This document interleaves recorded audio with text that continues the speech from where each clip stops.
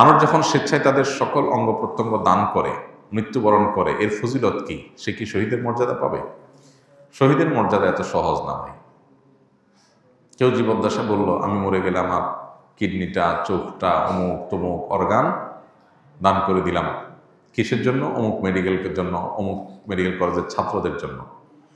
প্রথম কথা হলো, মেডিকেল কলেজের ছাত্রদের জন্য মানব দেহের কঙ্কাল, বিভিন্ন অঙ্গ প্রত্যঙ্গ নিয়ে পরীক্ষা নিরীক্ষা করা, মানুষ মারা যাওয়ার পর তাদের সে সমস্ত অঙ্গ প্রত্যঙ্গ নিয়ে পড়াশোনা করা, স্টাডি করা, এই কাজটাই জায়েজ নেই।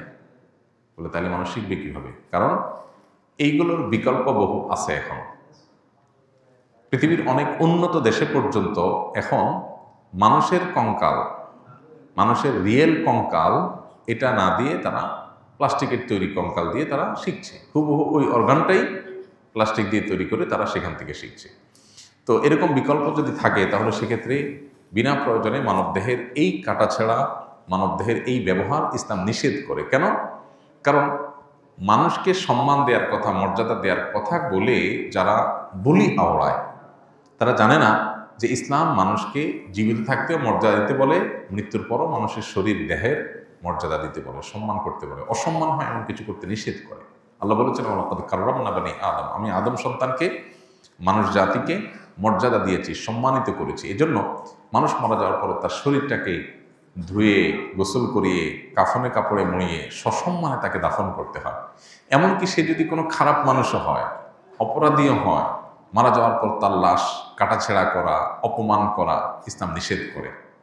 এজন্য মানুষ মারা যাওয়ার পরে তার এই অর্গানগুলো এটার এইভাবে ব্যবহার করা কি ইসলাম জায়েজ করে না।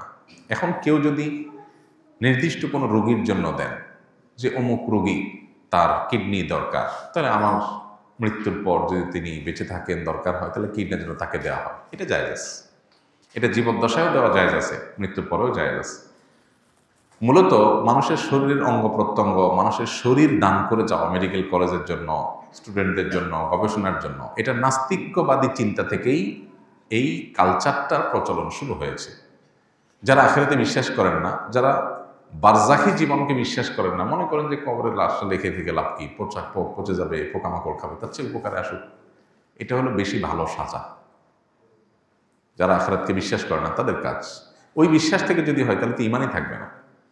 কিন্তু যদি আখিরাতের প্রতি বিশ্বাস ঠিকই থাকে, কিন্তু মানুষের উপকারের জন্য কেউ দান করতে চায়, নির্দিষ্ট ব্যক্তির জন্য জায়েজ আছে। কিন্তু কোনো নির্দিষ্ট ব্যক্তির প্রয়োজন নাই, থোক দিয়ে গেল যে এটা কেউ ব্যবহার করুক, এটা জায়েজ নাই। কারণ দরকার হোক আর না হোক, নিজের মৃত্যুর পর লাশের কাটাছেঁড়ার জন্য এই পারমিশন দেওয়ার অধিকার আপনাকে দেয়নি শরীয়ত। কারণ আপনাদের দেহের অপমান এটা সকল মুসলমানের জন্য না জায়েজ এবং হারাম। আপনি বললেও সেটা অপমান করা জায়েজ হবে না।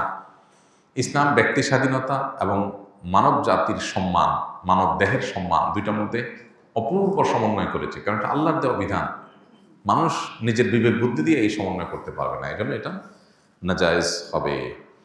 সালাত চলাকালীন সময় আমার মানিব্যাগ জুতা চুরি করে নিয়ে যাচ্ছে, আমি কি করব? আপনি সতর্ক হবেন এবং জুতা এবং মানিব্যাগ হেফাজত কেমনি করতে হয় এটার উপর ট্রেনিং নেবেন, সতর্ক হবেন, বাস এই কাজ করবেন।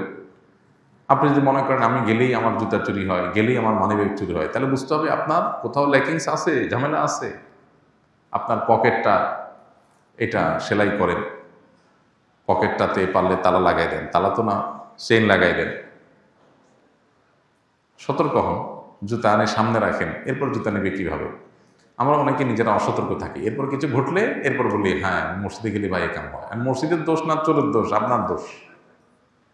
চোর তারা চুরি করার সুযোগ করে দিলে সে তো চুরি করবেই। এই জন্য নিজেদের সতর্ক হতে হবে। আমি জানি সুদ ও ঘুষ হারাম, কিন্তু এ থেকে বের হতে পারছি না, এতে কি আমার ইমান ভেঙে যাবে? আর ইমান ভঙ্গের কারণ কি? কেউ সুদ ঘুষের কারবারে জড়িয়ে গেলেই ইমান হারা হবে না, তবে চেষ্টা করা উচিত সুদ এবং ঘুষ হারাম জানলে সেখান থেকে বেরিয়ে আসা। যদি সুদ ঘুষ হারাম জানার পরও এটার থেকে আপনি বের হয়ে না আসেন, তাহলে সেক্ষেত্রে আপনার অবশ্যই ইমানের দুর্বলতার একটা প্রমাণ। এই জন্য আপনার ইমান বৃদ্ধি করার যে উপায়গুলো আছে সেগুলো অবলম্বন করা উচিত, যাতে করে হারাম থেকে আপনি বেরিয়ে আসতে পারেন।